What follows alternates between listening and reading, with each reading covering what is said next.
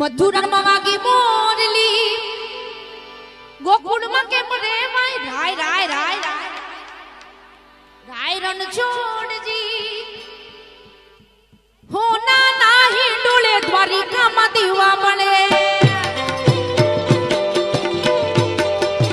મથુરામાં વાગી મોરલી, ગોકુળમાં કેમ રેવાય રાય રાય રણ છોડજી, હોના નાહી ડોળે દ્વારિકામાં દીવા બને.